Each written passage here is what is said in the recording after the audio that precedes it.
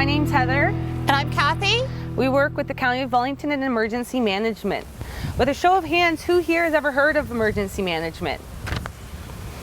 I'll let you guys decide that. So if everyone could put their hands back down. For anyone who hasn't, we help communities in Wellington County, as well as people like you, prepare for emergencies that could affect your community. Does anyone know what some of those emergencies might be?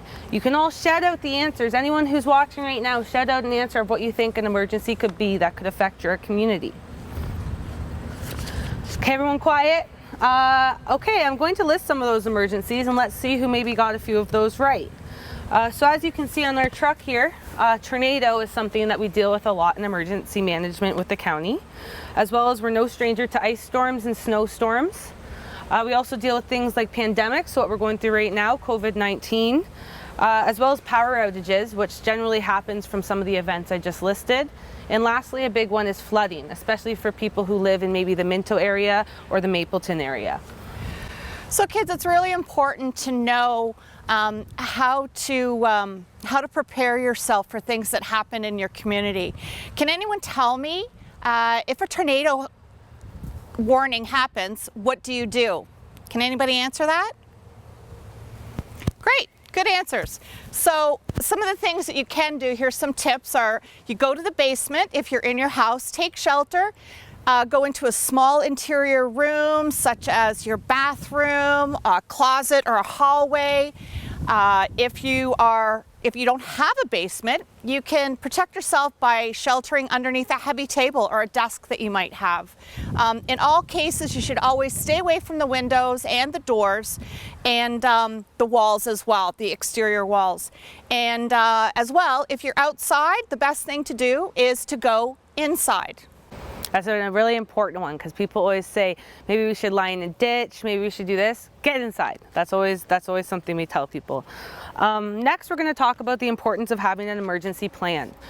So having a plan in place prior to emergency will make sure to save time, as well as help relieve any of the stress that could come with not being prepared.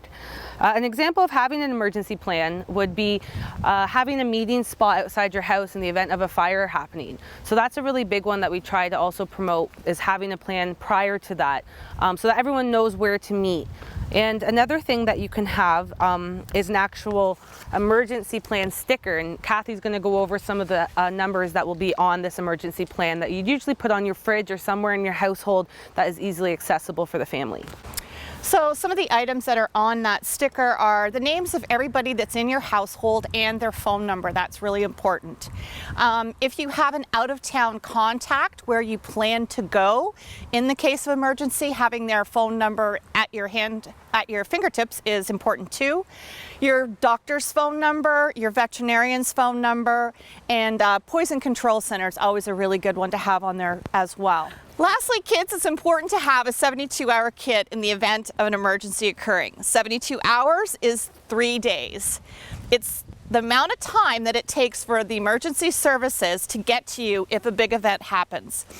These emergency service guys, like your fire and your ambulance and things like that, they're going to be helping the most vulnerable people during the event.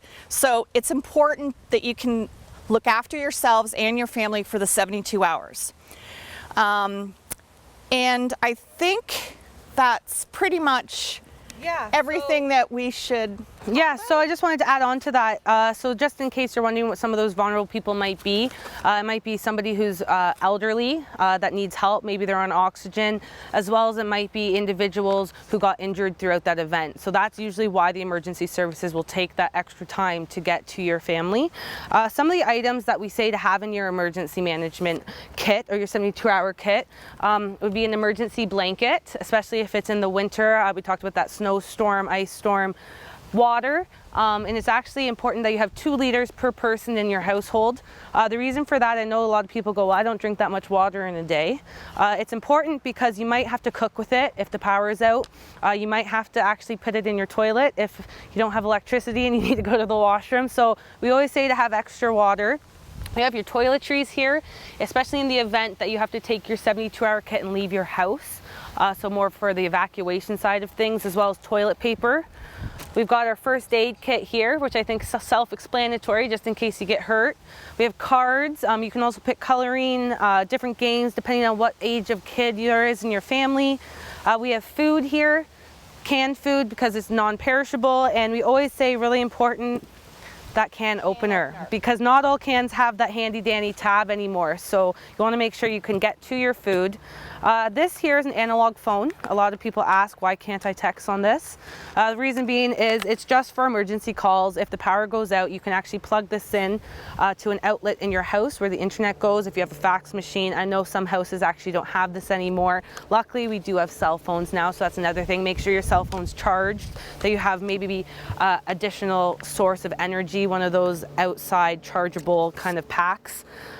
Flashlight you want to make sure you have.